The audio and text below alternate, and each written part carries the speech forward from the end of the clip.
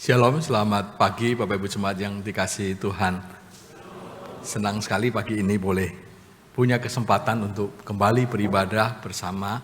Dan terutama saya senang sekali karena hari ini boleh bersama melayani dengan teman-teman dari IPK Puri. Ya, sekali lagi saya ucapkan banyak terima kasih kepada Pendeta Timotius Fu, juga majelis dan hamba Tuhan GKI Puri yang memberikan kesempatan buat rekan-rekan dari IPK Puri dan juga murid-murid semua untuk bisa melayani. Sungguh saya merasakan satu kesatuan yang indah antara sekolah dan gereja, di mana kita bisa saling melayani bersama, kita bisa saling memberikan yang terbaik buat Tuhan. Ya Bapak Ibu, ini adalah Minggu IPK, mungkin baru yang pertama kali di IPK Puri ini kita bisa beribadah bersama-sama dan anak-anak diberi kesempatan untuk melayani juga para guru dan pimpinan di IPK.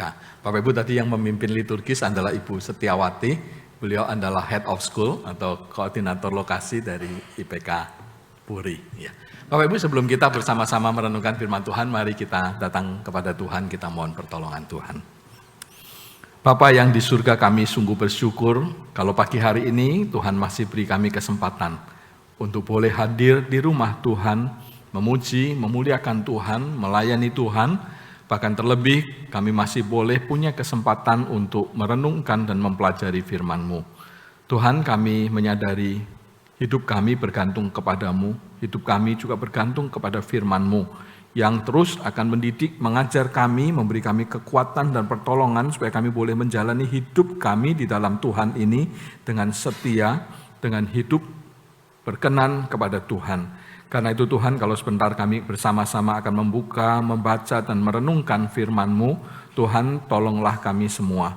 Kami percaya Engkau hadir di tengah-tengah kami dan Engkau mau berbicara bagi kami pribadi lepas pribadi. Karena itu tolonglah waktu pemberitaan firman-Mu pagi ini, supaya setiap kami boleh mendapatkan berkat lewat firman-Mu. Tuhan, hamba-Mu yang penuh dengan kelemahan ini, mohon pertolongan dan urapan dari Engkau sendiri, supaya hamba-Mu boleh menguraikan firman-Mu dengan sederhana, dengan baik, sehingga dapat dipahami dan boleh menjadi kekuatan, panutan, tuntunan bagi semua jemaat-Mu. Terima kasih buat berkat Tuhan. Demi nama Tuhan Yesus, kami sudah berdoa. Amin. Bapak Ibu yang dikasihi Tuhan, hari ini saya diberikan tema buah Roh Kudus, penguasaan diri. Kita akan bersama-sama membaca bagian firman Tuhan dari Galatia pasal yang ke-5 ayat yang ke-16 sampai ayat yang ke-18, kemudian ayat 22 sampai ayat yang ke-25. Bapak Ibu, saya akan bacakan ayat-ayat ini untuk kita semua. Galatia 5 ayat yang ke-16, maksudku hiduplah oleh roh, dan kamu tidak akan menuruti keinginan daging. Sebab keinginan daging berlawanan dengan keinginan roh, dan keinginan roh berlawanan dengan keinginan daging. Karena keduanya bertentangan, sehingga kamu tidak melakukan apa yang kamu kehendaki. Namun jika kamu memberi dirimu dipimpin oleh roh, kamu tidak hidup di bawah hukum Taurat.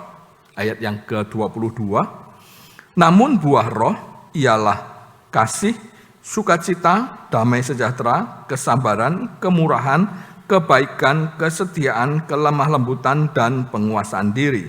Tidak ada hukum yang menentang hal-hal itu. Mereka yang menjadi milik Kristus telah menyalibkan daging dengan segala hawa nafsu dan keinginannya. Jikalau kita hidup oleh roh, baiklah hidup kita juga dipimpin oleh roh.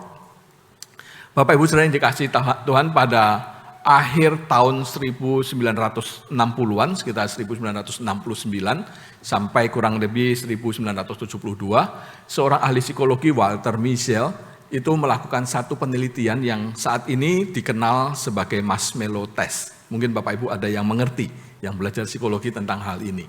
Bapak Ibu, penelitian ini dilakukan kepada beberapa anak usia 4-5 tahun yang menyukai marshmallow. Ya, seperti anak-anak kecil biasanya suka marshmallow, Bapak Ibu. Nah, penelitian ini dilakukan yaitu dengan memanggil seorang anak, meletakkan anak itu dalam satu ruangan, kemudian diberikan marshmallow di depan anak ini. Dan kemudian dengan pesan, saya akan tinggalkan kamu di sini, kamu tidak boleh makan marshmallow ini selama saya pergi. Dan kalau kamu berhasil tidak makan, maka waktu saya datang, saya akan tambahkan 1 buah marshmallow lagi buat kamu. Tapi kalau kamu makan, maka kamu nggak dapat lagi. Setelah dari penelitian itu kemudian dihasilkan bahwa sebagian anak-anak itu tidak tahan untuk tidak memakan. Kurang lebih setelah sekian menit, 5-7 menit, anak-anak ini tergoda untuk memakan. Tapi ada anak-anak yang berusaha menahan dirinya dan berhasil untuk tidak memakan. Sampai si pengawas ini datang dan dia bilang, kamu berhasil tidak makan, saya akan tambahkan kepada kamu sebuah marshmallow lagi. Sehingga mereka punya 2 marshmallow. Ada anak-anak yang bisa menahan dirinya, menguasai dirinya untuk tidak makan. Ada anak-anak yang tidak bisa menguasai dan makan sebelum waktunya. Bapak Ibu, ternyata dari penelitian itu setelah sekian puluh tahun, maka anak-anak yang bisa menguasai dirinya ini adalah anak-anak yang kemudian hari depannya lebih berhasil daripada anak-anak yang tidak bisa menguasai dirinya dan memakan marshmallow itu sebelum waktunya. Hal ini menunjukkan saudara bahwa kemampuan seseorang untuk menahan diri, untuk tidak melakukan apa yang negatif, apa yang dilarang itu mempengaruhi pencapaian kesuksesannya di masa depan. Ya, anak-anak yang bisa menahan diri, maka kemungkinan sukses di masa depan itu lebih besar daripada anak yang tidak bisa menahan dirinya. Saudara. Tapi kemudian saudara, di tahun 2009 ada ahli lain, yaitu Peter J. Norton dan Weiss, itu melakukan satu penelitian yang lain, Bapak Ibu, yaitu courage measure, dikenal dengan penelitian courage measure. Courage measure ini mengukur kemampuan seseorang untuk dapat bertindak dengan penuh kesadaran di tengah rasa takut. Jadi penelitian ini sudah dilakukan dengan membagikan kuesioner kepada sekian banyak orang, kemudian di kuesioner itu ingin didapatkan satu informasi. Apakah seseorang ini akan tetap berani bertindak sesuatu menurut nilai-nilai hidupnya, walaupun dia itu ada ancaman, ketakutan di sekelilingnya. Jadi kalau misalnya dia punya nilai bahwa menolong orang itu baik gitu ya. Kemudian misalnya dia dipertemukan pada orang yang harus ditolong, tetapi di tengah-tengah untuk menolong itu dia ada resiko menjadi korban atau apa. Apakah orang ini berusaha menolong atau tidak gitu. Dari hasil penelitian itu sudah walaupun hasilnya masih ada beberapa pro dan kontra, tetapi setidaknya hasil dari beberapa penelitian yang ada dari banyak kasus khusus, seseorang yang bisa menguasai dirinya dan kemudian berani bertindak sesuai dengan nilai yang dianutnya, walaupun ada ancaman, walaupun ada ketakutan, orang-orang yang demikian itu memiliki masa depan, memiliki hal-hal yang lebih positif di kehidupan yang akan datang. Sudah 2 penelitian ini menunjukkan kepada kita adanya pengaruh penguasaan diri di dalam diri seseorang dengan keberhasilan kehidupannya. Begitu. Baik itu penguasaan diri untuk tidak melakukan hal yang tidak baik, maupun penguasaan diri untuk melakukan hal yang baik. Penguasaan diri yang tidak baik itu akan menghasilkan hal yang tidak baik pula. Jadi kalau seseorang tidak bisa menguasai diri untuk tidak melakukan hal yang tidak baik, maka itu akan menghasilkan kehidupan yang tidak baik. Saudara, kitab Amsal mengatakan, orang yang tak dapat mengendalikan diri adalah seperti kota yang roboh temboknya. Saudara, Salomo menggambarkan orang yang tidak bisa menguasai diri itu seperti kota yang roboh temboknya. Apa maksudnya, saudara? Kalau kita melihat pada zaman dahulu, zaman Israel, maka setiap kota itu dikeliling oleh tembok-tembok yang kuat, yang besar. Tujuannya apa, saudara? Untuk melindungi kota itu. Supaya apa yang ada di dalam kota itu aman. Apa yang dalam kota itu bisa menjalankan segala sesuatu dengan aman menurut apa yang diinginkan oleh orang yang ada di dalam kota. Tetapi ketika tembok kota itu roboh, maka saudara, orang dari luar itu bisa masuk ke kota.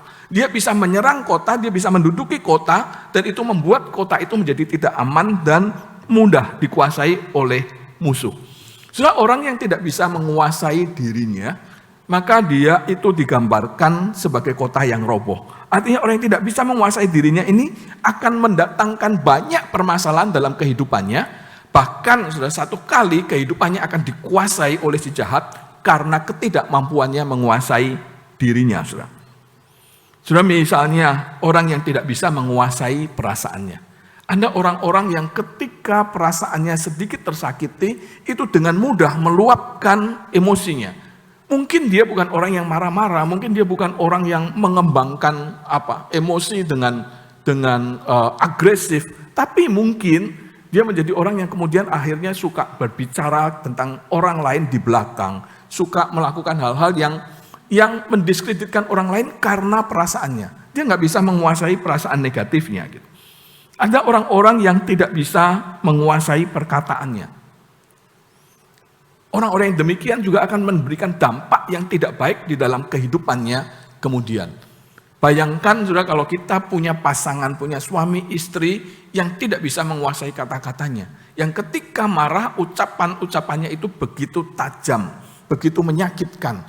Tentu hal ini akan merusak hubungan suami istri. Demikian pula dalam hubungan orang tua dan anak. Ketika orang tua tidak bisa menguasai lidahnya, dan ketika mendapati anak melakukan kesalahan atau melakukan hal-hal yang kurang baik, maka orang tua yang tidak bisa menguasai lidahnya ini akan melemparkan kata-kata yang negatif, yang menyakiti hati anak. Dan itu tentunya akan berdampak tidak baik bagi pertumbuhan anak. Bagi masa depan anak, bahkan juga tidak baik bagi keluarga itu sendiri. Jadi itu bukan hanya masalah perasaan, bukan hanya masalah kata-kata. Tapi kadang-kadang orang juga tidak bisa menguasai dirinya di dalam hal makanan. So, Alkitab Perjanjian Baru tidak melarang kita makan apa saja. Tetapi bukan berarti bahwa kita ini boleh dengan rakus makan sebanyak-banyaknya. Kalau kita tidak bisa menguasai diri kita dengan makanan, maka yang ada kita akan menuai hal yang tidak baik dengan kesehatan kita pada masa-masa yang akan datang. Begitu banyak orang-orang yang setelah usia 40, 50 itu mengalami stroke, mengalami sakit jantung. Kenapa? Karena masa mudanya tidak menguasai diri di dalam makanan. Tidak mengelola nafsu makannya dengan baik. Nah, itu akan memberikan dampak-dampak yang tidak baik di dalam kesehatannya. Bukan hanya masalah makan, tapi bagaimana juga kita menguasai diri kita di dalam menggunakan waktu kita. Apakah kita menggunakan waktu kita dengan malas-malasan, atau kita berusaha menggunakan waktu kita dengan produktif. Banyak orang yang kehilangan penguasaan dirinya di dalam menggunakan waktunya.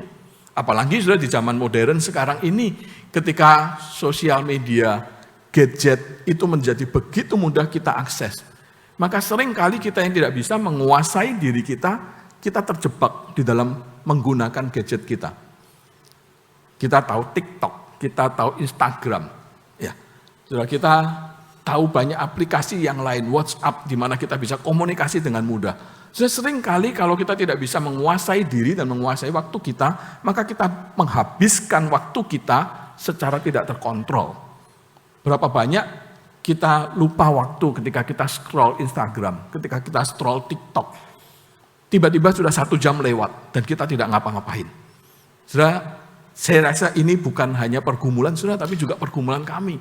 Hamba Tuhan, saya kemarin beberapa hari yang lalu, kebetulan meeting kantor sudah selesai, saya bisa pulang rumah kurang lebih jam 6 saya sudah sampai di rumah gitu ya.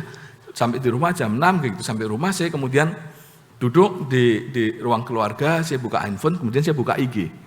Dan saya buka IG tanpa sadar, jalan terus begitu. Terus anak saya datang dari kantor gitu, dia datang kemudian dia sapa saya. Tapi saya nggak peduliin dia gitu. Terus istri saya baru chat saya. Istri saya nggak mau tegur saya karena ada anak saya, dia cuma chat. Dia masukin, stop handphone, urusin tuh anak katanya. Saya baru sadar gitu ya. Saya langsung stop, saya langsung diam, saya lihat, ternyata sudah hampir 1 jam. Nggak sadar duduk di ruang keluarga sambil scroll Instagram begitu. Saudara, kita sering kali terjebak dalam hal-hal demikian. Dan saya yakin kalau kita membiarkan itu menjadi kebiasaan dalam kehidupan kita, saudara, maka itu bisa menimbulkan kemalasan. Kemalasan memberikan dampak yang tidak baik di dalam pekerjaan kita secara finansial. Dan banyak saudara hal-hal lain. Nafsu seks kita. Kita sering kali nggak bisa menguasai diri untuk menonton hal-hal yang seharusnya tidak ditonton. Kita tidak bisa menguasai diri untuk ada di dalam lingkungan saudara yang mungkin mendiskusikan hal-hal yang tidak semestinya didiskusikan. Hal-hal ini memacu kita untuk kita harus berhati-hati dan melihat seharusnya bagaimana kita menguasai diri kita. Dan penguasaan diri yang baik itu akan menghasilkan hal yang baik pula. Orang-orang yang menguasai dirinya, orang yang menguasai dirinya melebihi orang yang merebut kota, kata kita. Amsal mengatakan orang yang menguasai dirinya itu punya sesuatu yang lebih hebat dari pahlawan yang menguasai kota. Saudara, kalau kita gagal mengendalikan diri terhadap hal yang negatif, maka akan menghancurkan kehidupan kita. Kalau kita gagal menguasai diri kita untuk mengerjakan hal yang positif, maka itu pun juga akan menghancurkan kehidupan kita. Saudara, oleh karena itu betapa pentingnya penguasaan diri di dalam kehidupan kita. Penguasaan diri untuk tidak melakukan yang negatif, dan juga penguasaan diri untuk melakukan hal yang positif. Saudara, keduanya ini membawa dampak yang baik di dalam kehidupan kita kalau kita bisa melakukannya. Saudara. Tapi saudara, yang menjadi pertanyaan kemudian, apakah penguasaan diri ini yang saya sebutkan tadi adalah sama dengan penguasaan diri yang merupakan buah dari Roh Kudus? Apakah penguasaan diri yang tadi saya sampaikan begitu luar biasa mempengaruhi kehidupan kita, dan kalau kita bisa mengikuti, apakah itu sama dengan penguasaan diri yang merupakan buah Roh Kudus? Jadi saya rasa penguasaan diri yang kita bahas tadi adalah penguasaan diri yang umum, yang merupakan bagian dari anugerah umum Allah kepada manusia, bahkan kepada manusia yang berdosa. Kenapa saudara saya mengatakan demikian? Karena penguasaan diri yang demikian ini saudara ternyata tidak hanya bisa dimiliki oleh orang Kristen. Orang yang non-Kristen pun saudara bisa menguasai dirinya untuk hal-hal yang demikian. Menahan diri dari yang tidak baik dan juga melakukan hal yang baik. Orang yang non-Kristen pun bisa saudara. Dan waktu saya SMA sampai kuliah, saya punya seorang teman dekat. Dari SMA sampai saya kuliah, sampai lulus kuliah saudara. Teman ini seorang anak jenderal berbintang 4. Dia juga seorang atlet taekwondo, sabuk hitam dan 2 kalau tidak salah. Tapi saudara, teman saya ini seorang yang bisa menguasai diri dengan luar biasa. Biasanya kalau namanya anak jenderal gitu ya, terus atlet taekwondo dan 2 begitu. Saudara bisa bayangkan kalau dia disakiti orang, umumnya kalau dia nggak bisa menguasai diri, maka dia akan melakukan hal-hal yang negatif. Mungkin dia mudah berkelahi, mukulin orang atau apa. Tapi teman saya ini bukan orang yang demikian. Dia seorang yang sangat lemah lembut. Seorang yang sangat baik. Dan dia bisa mengendalikan dirinya dengan baik. Saudara, dia seorang muslim. Dan dia tidak pernah menggunakan jabatan papanya untuk kepentingan dia. Dia pintar, satu SMA dengan saya, dari SMA negeri. Dia mendaftar ke PTN. Ya, anak IPK aja banyak yang diterima di PTN, saudara. Tapi dia nggak diterima sudah di PTN. Padahal pinter dari sekolah negeri, anak jenderal. Waktu kita ledekin dia, gimana sih kamu nggak bisa terima? Terus dia jawabnya sambil guyon, dia bilang, habis bapak saya sih nggak mau tanda tangan formulir dengan pistol katanya. Kalau dia mau tanda tangan dengan pistol, saya pasti diterima katanya. Nah, itu menunjukkan apa Bapak Ibu? Menunjukkan bahwa dia ini dibesarkan dari keluarga yang memang baik. Walaupun papanya jenderal, bukan model-model jenderal yang mau seperti apa menggunakan kekuasaannya, enggak. Papanya juga orang yang baik. Papanya jenderal yang betul-betul tidak seperti yang lain-lain. Kehidupan keluarganya sederhana. Anaknya itu kuliah bersama saya, ngekos satu kos dengan saya di satu rumah kontrakan yang sebulan hanya bayar sekitar 40.000 pada waktu lalu. Padahal kalau dia mau bayar yang 100.000 juga bisa. Kenapa? Karena dia dibesarkan di keluarga yang baik. Keluarga jenderal yang baik. Saudara, itu adalah anugerah umum, sehingga anugerah ini, anak ini pun bisa melakukan hal yang demikian, saudara. Dia bisa punya penguasaan diri yang baik. Karena apa? Karena dia punya anugerah umum, dia dianugerahi kehidupan keluarga yang sangat baik.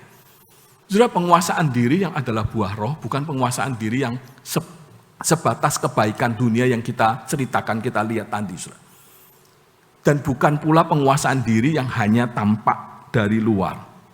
Tapi saudara, penguasaan diri yang merupakan buah roh adalah satu penguasaan diri yang muncul dari dalam hati dan hidup yang terkait pada relasi dengan Tuhan dan memiliki dampak pada kekekalan. Saudara. Penguasaan diri yang buah roh itu bukan hanya sesuatu yang terikat dengan apa yang fana di dunia ini, tetapi adalah sesuatu yang terikat di dalam kekekalan, dalam relasi kita dengan Tuhan. Relasi dengan Tuhan itulah yang menghasilkan sebuah penguasaan diri, dan penguasaan diri yang demikian itulah penguasaan diri yang betul-betul buah dari Roh. Saya ingin memberikan contoh kalau seseorang bisa menguasai diri yang bukan dari buah roh, maka penguasaan diri itu biasanya dimotivasi oleh hal-hal yang sifatnya sementara dan duniawi. Orang bisa menguasai diri kenapa? Supaya dia bisa mendapatkan penerimaan, dia bisa dianggap baik oleh lingkungannya, maka dia berusaha menguasai diri dan dia mendapatkan itu. Atau dia menguasai dirinya karena dia punya satu tujuan tertentu, supaya kalau saya menguasai diri ini, maka saya akan mendapatkan ini dan mendapatkan itu, apa yang menjadi harapan saya. Dan semua yang diharapkan itu tidak memiliki nilai kekal dan tidak ada hubungannya dengan Tuhan.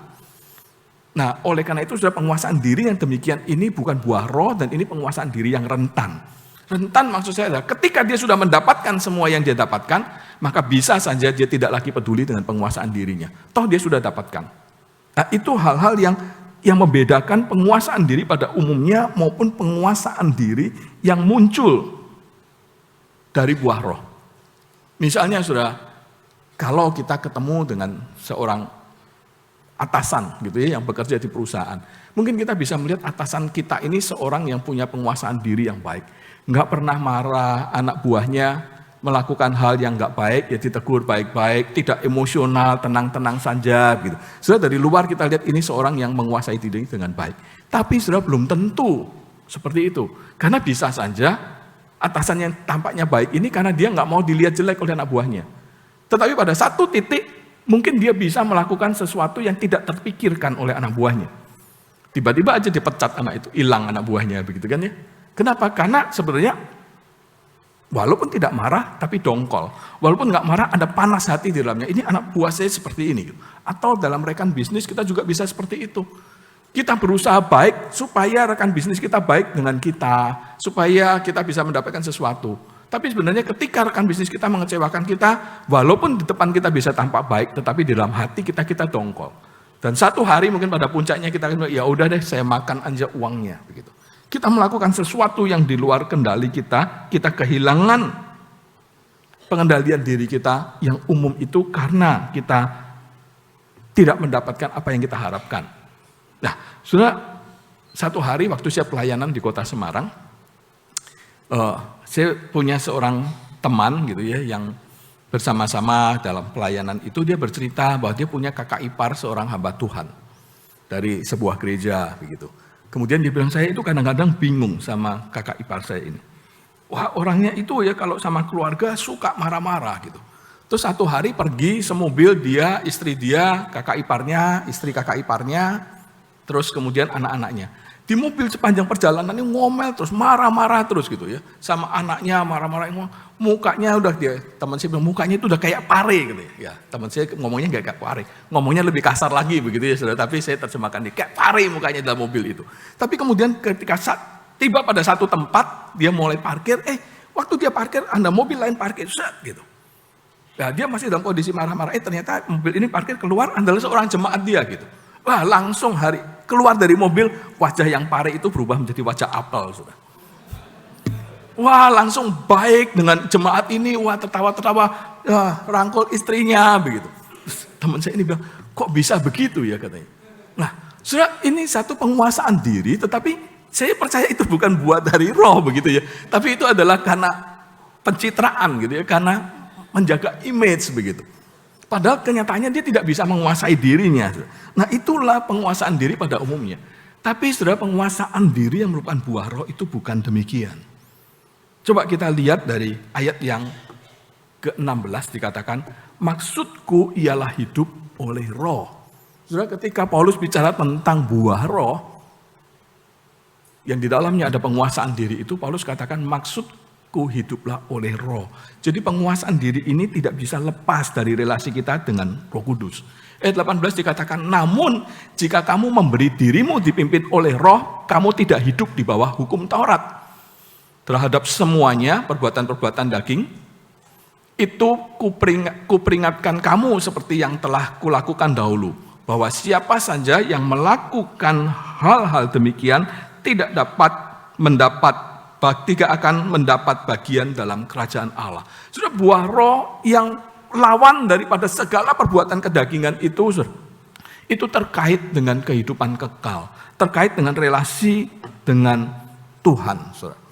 Penguasaan diri yang adalah buah roh bukanlah penguasaan diri yang dilakukan dengan motivasi untuk memenuhi kebutuhan daging, melainkan sebuah ketundukan kepada Roh Kudus untuk tidak melakukan apa yang tidak dikehendakinya, atau untuk melakukan apa yang dikehendakinya demi kemuliaan Allah. Penguasaan diri yang bukan buah Roh Kudus itu adalah sesuatu yang fokusnya adalah pada relasi dengan Tuhan dan fokusnya adalah untuk kemuliaan Allah, bukan untuk diri kita sendiri. Sudah, contohnya dalam kehidupan Yusuf. Kita tahu Kejadian 39 berbicara tentang Yusuf. Yusuf digoda oleh istri Potifar di dalam kondisi dia sebagai seorang budak.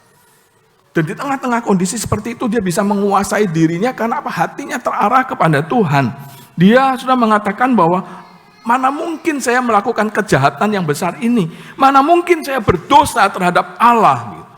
Dan penguasaan dirinya itu betul-betul dia lakukan karena merupakan buah relasinya dengan Allah. Itu bukan sesuatu yang diusahakan, dibentuk oleh lingkungannya, tetapi itu adalah terjadi karena relasinya dengan Allah.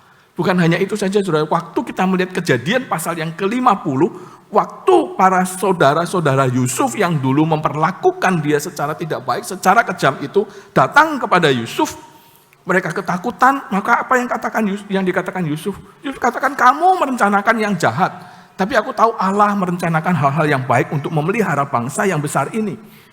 Dan kemudian Daud memberikan pengampunan, dan bahkan Daud menanggung seluruh kehidupan saudara-saudaranya itu. Pada posisi kuasa seperti Yusuf, bisa saja dia membalas dendam, bisa saja dia melakukan hal-hal yang menyengsarakan orang-orang yang menyakiti dia. Tetapi dalam pimpinan Roh Kudus, hatinya begitu lembut, ada pengampunan. Saudara, Raja Daud, kalau kita melihat 1 Samuel 24, 1 Samuel 26, bagaimana dia diperhadapkan pada Raja Saul. Dia punya kesempatan untuk membunuh Saul yang terus mengejar-ngejar dia. Tapi apa yang Daud katakan?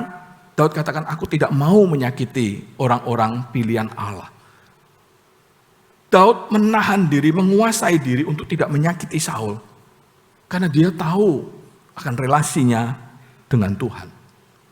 Bukan itu saja, saudara, kalau kita melihat di 2 Samuel 16. Kita pernah tahu ketika Absalom memberontak, Daud harus keluar dari Yerusalem dengan menderita. Apa yang terjadi? Seorang keturunan Saul yang namanya Simei.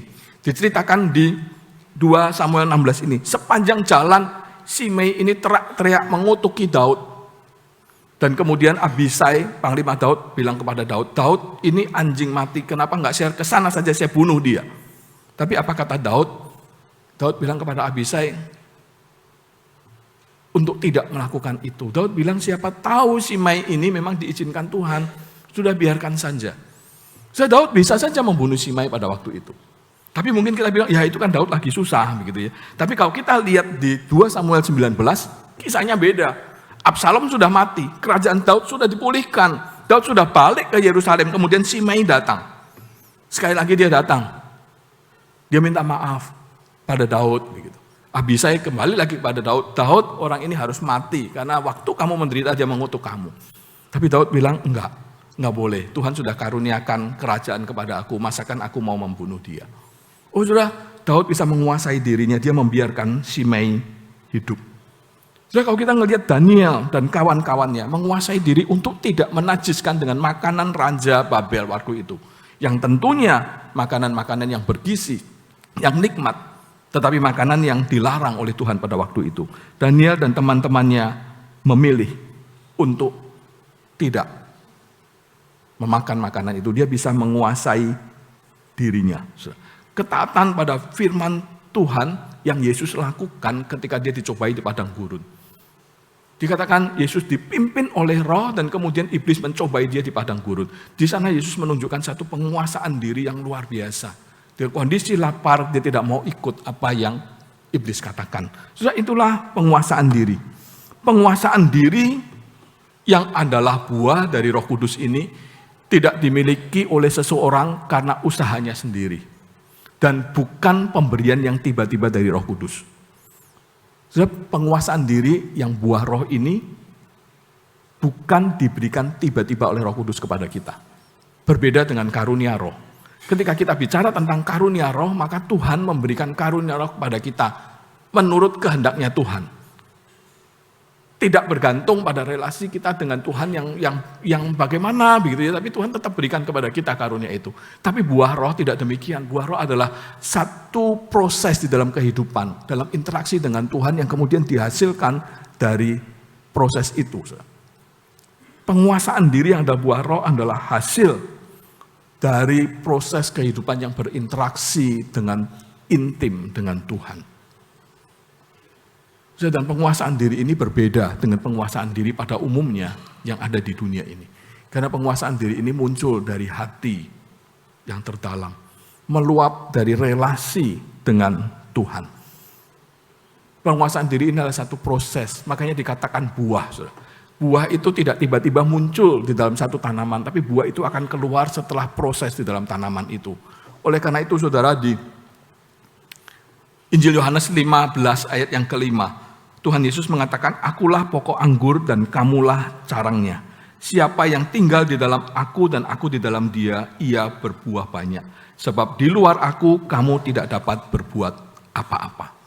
Jadi penguasaan diri ini adalah karena kita menempel pada Tuhan. Muncul karena kita melekat kepada Tuhan.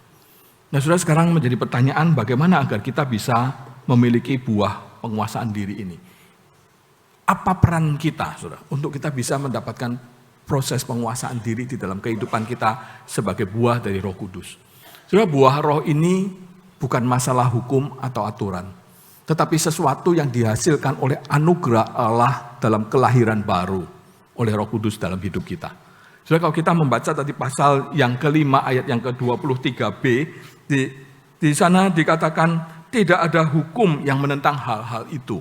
Tidak ada hukum yang menentang hal-hal itu. Sudah dalam terjemahan bahasa Yunaninya, seorang penulis buku, penafsir, dia mengatakan kata Yunani ini sebenarnya bisa juga diartikan bahwa terhadap hal-hal ini, terhadap buah roh ini, tidak berlaku hukum. Maksudnya apa, saudara? Maksudnya bahwa ketika bicara tentang kitab Galatia, Paulus itu sedang membicarakan perbandingan antara Injil dan hukum Taurat. Dan buah roh itu tidak ada hubungannya dengan aturan. Buah roh itu tidak ada hubungannya dengan kitab Taurat, tapi buah roh itu lebih berhubungan dengan anugerah Allah, Injil itu. Buah roh itu lebih berhubungan kepada relasi kita dengan Allah. Buah roh itu hanya mungkin dimiliki oleh orang-orang yang percaya kepada Kristus, yang menerima anugerah dari Kristus. Buah roh itu bukan hasil dari kita mengikuti hukum-hukum Allah, mengikuti hukum-hukum yang ditentukan, bukan itu. Tapi buah roh adalah hasil dari kita hidup di dalam anugerah Tuhan.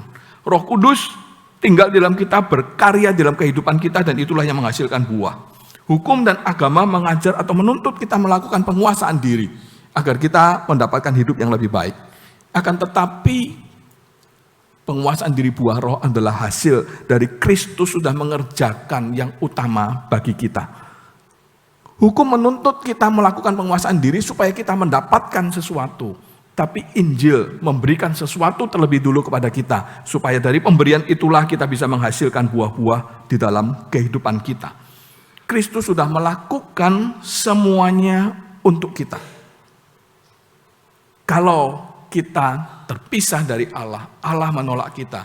Kristus sudah menguasai dirinya, mati di atas kayu salib dan bangkit supaya apa? Supaya kita bisa diterima oleh Allah. Kalau kita hidup dalam dosa, kita kehilangan segala sesuatu yang bisa memuaskan kehidupan kita dengan yang ilahi.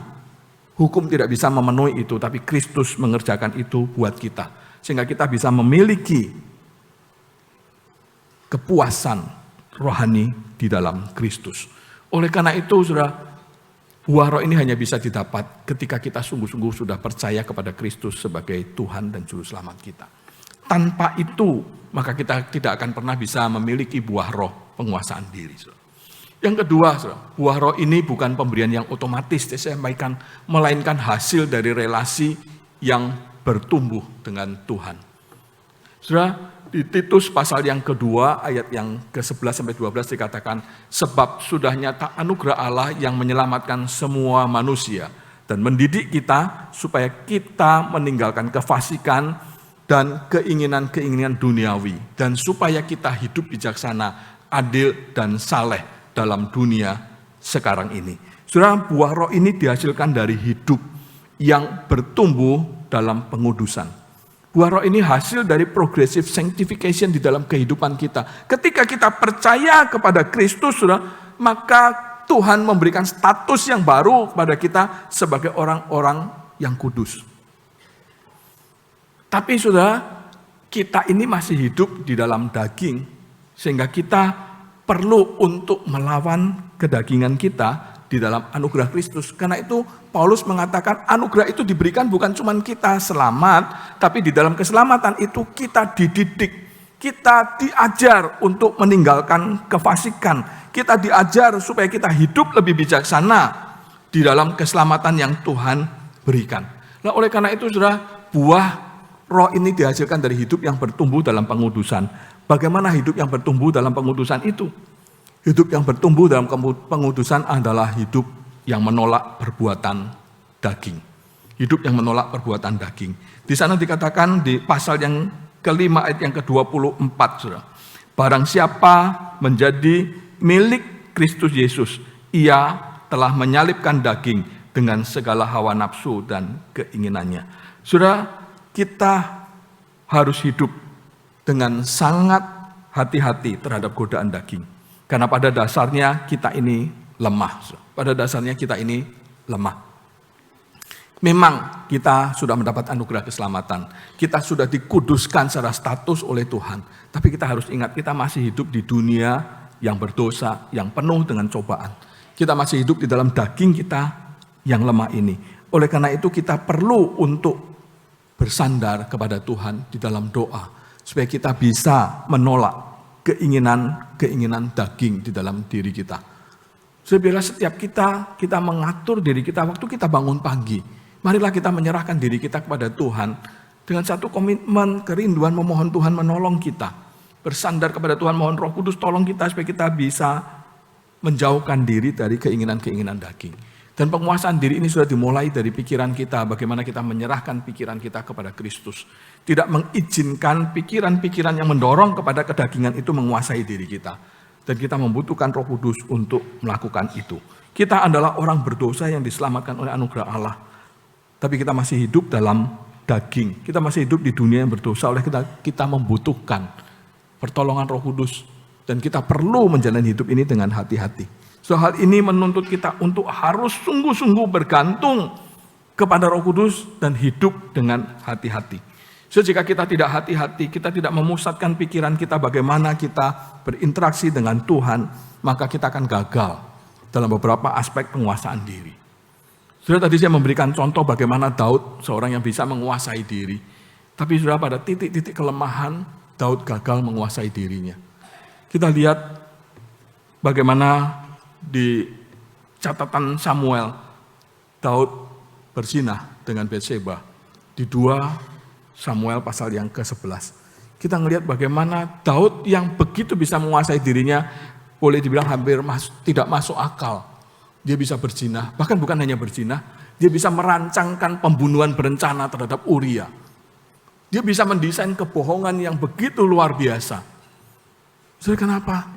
Ya karena saudara kita masih hidup dalam daging. Oleh karena itu, kalau Daud saja bisa seperti itu, pada betapa lebih lagi kita perlu menjaga diri kita dan bergantung kepada Roh Kudus. Daud yang dalam penguasaan dirinya bisa mengizinkan Simei untuk tetap hidup walaupun mengutuki dia. Tapi kalau kita lihat di 1 Raja-Raja pasal yang kedua, pada waktu Salomo akan diangkat menjadi raja, apa yang Daud katakan kepada Salomo? Salomo, kamu ingat Simei ya, yang dulu menghina-hina saya. Jangan biarkan dia masuk ke lubang kubur tanpa berdarah-darah. Kamu harus bunuh Simei. Sudah itu di masa tuanya Daud. Dia gagal menguasai dirinya, dia minta si anaknya Salomo untuk bunuh Simei. Sudah Daud yang begitu kuat Begitu menguasai dirinya bisa gagal. Apalagi kita. Oleh karena itu kita perlu bergantung kepada Tuhan, menjauhkan diri kita dari kedagingan, dan bergantung pada Roh Kudus. Saudara, Musa seorang yang begitu lemah lembut hatinya, kita mencatat. Tapi di masa-masa mendekati akhir hidupnya, dia tidak dapat menguasai dirinya. Dengan penuh kemarahan dia memukul bukit batu untuk memancarkan air. Dan Tuhan katakan Musa sudah melanggar kekudusan Tuhan. Musa tidak bisa menguasai emosinya. Saudara, kalau Daud, kalau Musa bisa gagal, apalagi kita. Oleh karena itu betapa seriusnya kita harus menjalani hidup ini untuk bergantung kepada Roh Kudus supaya kita bisa memancarkan buah roh itu muncul dari kehidupan kita. Sebuah roh ini adalah ukuran tingkat kematangan rohani kita. Kita perlu waspada, menjauhkan diri dari kedagingan dan bergantung pada Roh Kudus. Saudara, yang kedua, bertumbuh dalam Roh Kudus adalah hidup di dalam pimpinan Roh Kudus. Ayat yang ke-25 di pasal yang kelima dikatakan, jikalau kita hidup oleh roh, baiklah hidup kita dipimpin oleh roh. Saudara, buah roh, penguasaan diri adalah ketundukan kepada Roh Kudus untuk hidup sesuai dengan kehendaknya. Hal ini menjelaskan bahwa penguasaan diri itu diperoleh di dalam kehidupan yang dipimpin oleh Roh Kudus. Roh Kudus memimpin kita. Dan ketika Roh Kudus memimpin, maka acuan pimpinannya adalah firman Tuhan sendiri. Hidup dalam pimpinan Roh Kudus adalah hidup dalam ketaatan kepada firman Tuhan yang membebaskan kita dari dosa dan yang mengubah karakter kehidupan kita. Roh Kudus memimpin kita dalam kebenaran, yaitu firman Tuhan. Oleh karena itu, sudah tanpa pengertian dan ketaatan kepada firman Tuhan, maka tidak akan pernah ada penguasaan diri yang sejati. Bagaimana kita bisa berbuah dalam penguasaan diri? Kita harus bergaul dengan firman dan mengizinkan Roh Kudus memimpin kita di dalam firman. Jangan menjadi orang Kristen yang tidak peduli pada firman Tuhan.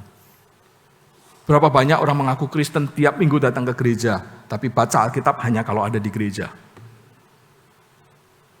Berapa banyak orang Kristen yang tiap minggu beribadah, tetapi tidak pernah mau datang ketika ada pendalaman Alkitab. Saudara, orang demikian tidak mungkin memiliki penguasaan diri yang sejati. Karena dia tidak bergaul oleh firman dan Roh Kudus tidak mungkin memimpin dia di dalam firman kalau dia tidak memahami firman. Tapi juga banyak orang Kristen yang memahami firman. Setiap kali datang ke gereja, setiap kali ikut PA. Tapi apa yang diinginkannya itu hanya sebatas memenuhi keinginan kognitifnya. Memuaskan pemahaman pemikirannya, tetapi tidak mengizinkan firman memimpin hidupnya. Dia banyak tahu firman, tapi apa yang dia tahu hanya untuk menghakimi orang lain. Apa yang dia tahu hanya sekedar untuk kebanggaan bahwa dirinya orang Kristen yang pandai, yang mengerti firman. Tapi tidak pernah mengizinkan firman mengubah hidupnya. Saudara, seorang yang memiliki penguasaan diri buah roh itu, maka dia harus memberikan dirinya untuk dipimpin oleh firman. Ketika datang ke gereja, mendengar firman, ketika ada dalam PA, selalu yang ditanyakan adalah, bagaimana firman ini menuntun saya? Bagaimana firman ini mengubah hidup saya menjadi lebih seperti Kristus? Bagaimana firman ini menolong saya menjauhkan diri dari dosa? Nah, saudara, hidup yang demikian inilah yang memberikan kita kesempatan untuk kita bisa bertumbuh dalam relasi dengan Roh Kudus dan menghasilkan buah penguasaan diri. Saudara, jadi kesimpulannya adalah buah roh penguasaan diri memimpin kita untuk hidup berkenan kepada Kristus. Karena ketundukan dan ketaatan kita kepada Tuhan untuk kemuliaan Tuhan.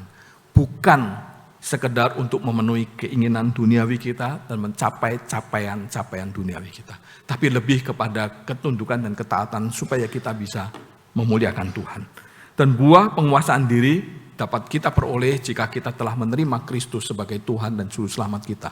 Kristus yang mengasihi kita, yang memberikan anugerahnya kepada kita. Penguasaan diri itu akan tumbuh dalam hidup kita kalau kita memiliki relasi yang serius dengan Roh Kudus, bergantung pada Roh Kudus supaya kita bisa menolak keinginan daging kita. Penguasaan diri itu akan bertumbuh ketika kita hidup dalam ketaatan kepada firman Tuhan. yang dipimpin oleh Roh Kudus. Saudara, apakah kita telah memiliki buah penguasaan diri dalam diri kita? Mari kita tanyakan itu bagi kita pribadi masing-masing. Jika belum, apakah kita rindu memilikinya? Sebagai seorang yang percaya Kristus, hidup kita menyenangkan Kristus. Hidup kita diubah menjadi seperti Kristus sehingga kita juga bisa menjadi berkat bagi banyak orang. Jika kita sudah memilikinya, apakah kita bersedia untuk terus hidup di dalam kewaspadaan? Agar buah itu tetap ada di dalam kehidupan kita. So, apakah kita sudah sungguh-sungguh percaya kepada Kristus sebagai Tuhan dan Juru Selamat kita? Kalau kita belum punya, kita harus tanyakan itu. Dan apakah kita mau hidup bertumbuh dalam pengudusan? Supaya kita dapat memiliki buah penguasaan diri di dalam kehidupan kita. Mari kita berdoa.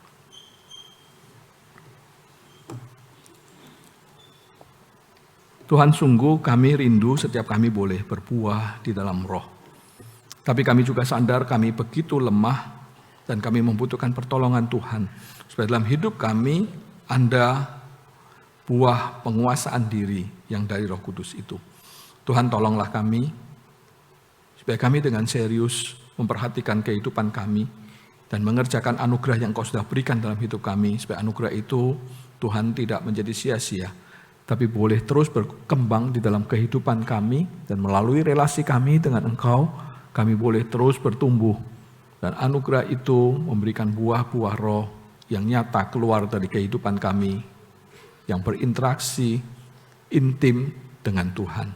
Terima kasih Tuhan, mampukan kami untuk bukan hanya mendengar firman-Mu, tapi juga melakukannya. Baik semua jemaat-Mu, terlebih hamba-Mu yang sudah Engkau izinkan untuk menguraikan firman-Mu. Terima kasih Tuhan. Demi nama Tuhan Yesus kami sudah berdoa. Amin. Tuhan berkati.